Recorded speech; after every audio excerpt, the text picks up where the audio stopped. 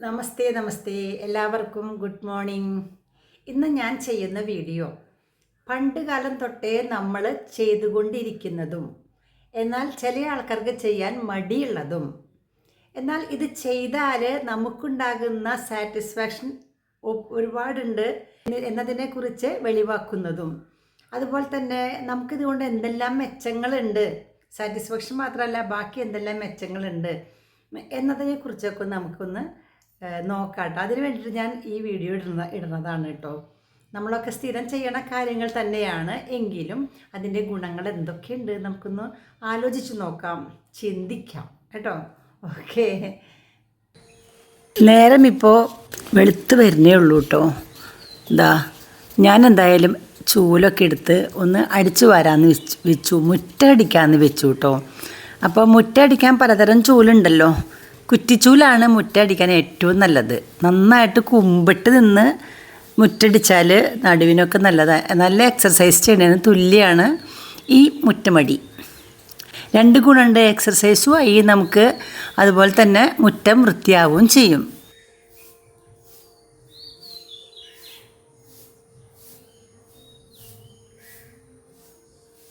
ഇപ്പം നിറയെ പക്ഷികളുടെ കളകളാരവം കേട്ട് ശുദ്ധവായു ശ്വസിച്ച് റേഡിയോയിൽ നിന്ന് കേൾക്കുന്ന പ്രഭാത ഗീതങ്ങളൊക്കെ ആസ്വദിച്ച് കിളികളുടെ കളകള ഗീതം കേട്ട് മുറ്റടിക്കുകയാണ്. അതിനിടയ്ക്ക് ഓരോ പുല്ലുണ്ട്, ആ പുല്ലൊക്കെ ഒന്ന് പറിച്ച് കളയണം.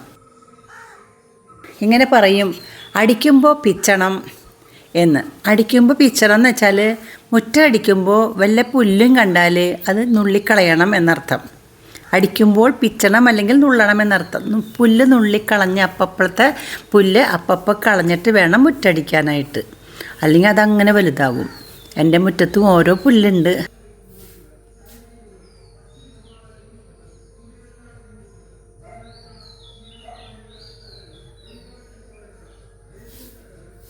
അടിച്ചിടത്തേക്കൊന്ന് തിരിഞ്ഞു നോക്കുമ്പോൾ നമ്മളുടെ മനസ്സിലുണ്ടാകുന്ന സാറ്റിസ്ഫാക്ഷൻ അത് കാശ് കൊടുത്താൽ കിട്ടില്ല കേട്ടോ.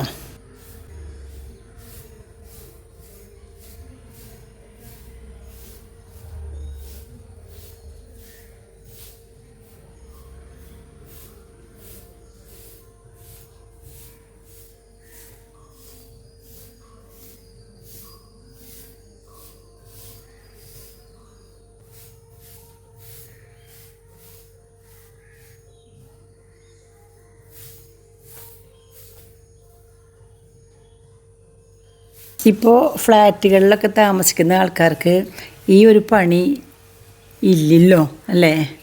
അപ്പോൾ അവരെന്ത് ചെയ്യും? രാവിലെ എണീറ്റ് എക്സർസൈസ് ചെയ്യാൻ പോകും അല്ലേ.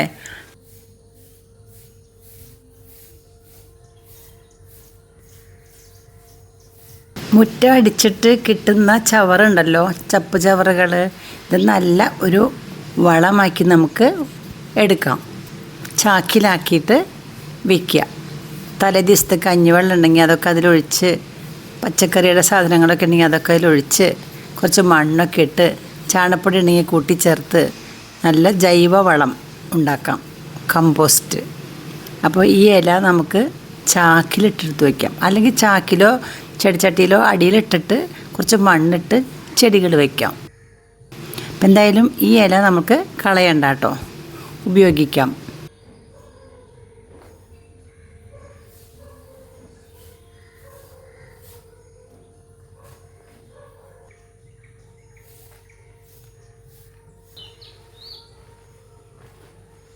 അപ്പോൾ എൻ്റെ അടിക്കൽ കഴിഞ്ഞു, ഞാൻ പോകുകയാണ്. പക്ഷേ ഞാൻ ഇടയ്ക്കിടയ്ക്ക് വരും, ഇവിടെ ഒന്ന് നോക്കും എങ്ങനെയുണ്ട് ഭംഗിയുണ്ടോ നോക്കിയിട്ട്. ഇനി നമുക്ക് വഴുതനങ്ങ പൊട്ടിക്കാൻ പോവാം. ഞാൻ പറഞ്ഞിരുന്നല്ലോ, ഇതാണ് നമ്മുടെ വഴുതനകൾ. നിലത്തുനിന്ന് പൊന്തിട്ടേ ഇല്ല, അപ്പോഴേക്കും കായുണ്ടായി. വളരെ കുമ്പിട്ടിട്ട് വേണം വഴുതനങ്ങ പൊട്ടിക്കണമെങ്കിൽ. ഇതൊന്നും വലുതായിരുന്നെങ്കിൽ അല്ലേ, വയലറ്റ് കളറുള്ള വഴുതനങ്ങ. ഇതിന്ന് പറഞ്ഞാൽ പൊട്ടിച്ചിട്ടാണ് ഞാൻ ഇന്നാൾ ചമ്മന്തി അരച്ചത്. പിന്നെ മെഴുക്ക് പുരട്ടി വെച്ചതും ഇതിന്ന് പൊട്ടിച്ചിട്ട് തന്നെയാണ്. ഒരു 3-4 എണ്ണം ഉണ്ടെങ്കിൽ വഴുതനങ്ങ ഈ ആവശ്യത്തിന്. പല തരത്തിൽ വയ്ക്കാമല്ലോ വഴുതനങ്ങ. അവിയലിൽ ഇടാം, ഒറ്റയ്ക്കും അവിയൽ വയ്ക്കാം.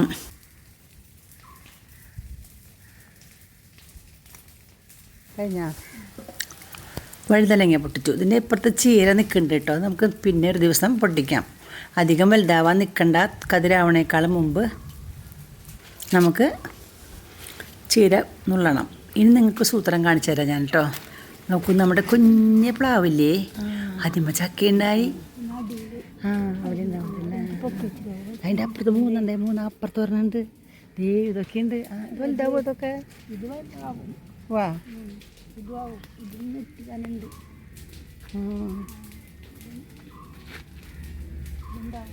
ഒരെണ്ണം വലുതായില്ല. ഈ പക്ഷേ ഇത് മുകളിലൊക്കെ ഉണ്ടായിട്ടുണ്ട്, അവിടെയൊക്കെ ഉണ്ടായിട്ടുണ്ട്. കണ്ട അതെയാ? കരിഞ്ഞു പോയില്ലേ? ഇത് വേണമെങ്കിൽ പിടിക്കൂ കേട്ടോ. അതെയാ? ഇവിടെ ഉണ്ടായിട്ടുണ്ട്, പക്ഷെ അത് പിടിക്കൂല എന്തായാലും.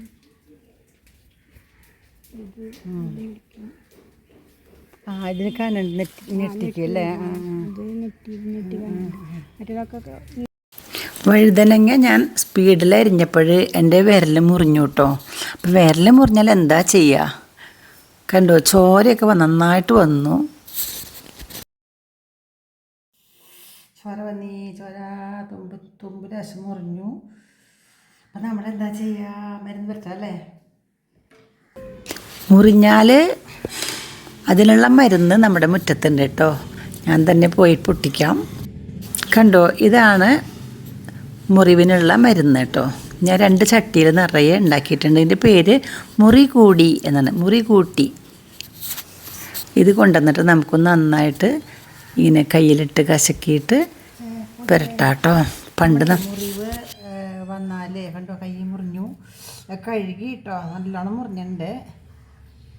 എന്താ മുറി കൊല്ലി എന്ന് പറഞ്ഞ ചെടിയുണ്ടല്ലോ, അതിൻ്റെ ഇല പൊട്ടിച്ചിട്ട് നന്നായിട്ടൊന്നിങ്ങനെ കയ്യിലിട്ട് കശക്കിയിട്ട് അതിലൊരു ചുമന്ന നീര് വരും. പണ്ടൊക്കെ നമ്മുടെ കമ്മ്യൂണിസ്റ്റ് പച്ചയാണ് തേക്കാറ്. ഇപ്പം ഞാൻ ഈ മരുന്ന് ഇവിടെ നട്ട് പിടിപ്പിച്ചൊക്കെയാണ് കേട്ടോ. കണ്ട നിറം നീരിൻ്റെ കണ്ട, നല്ല നീറ്റുണ്ടായിരിക്കും.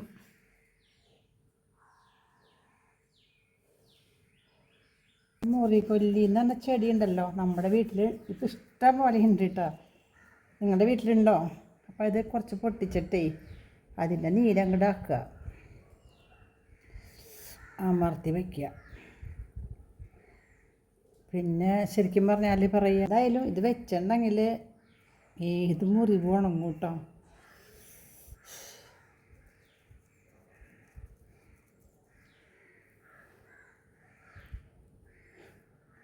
പറയണ കണ്ട് ഈ നമ്മളിങ്ങനെ കേട്ടിട്ടുണ്ടേ, ഒരു വീഡിയോയിൽ ഞാൻ കണ്ടതാണ്.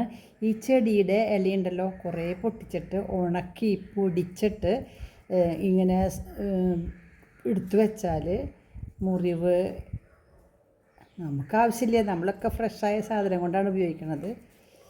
കൈ മുറിഞ്ഞു.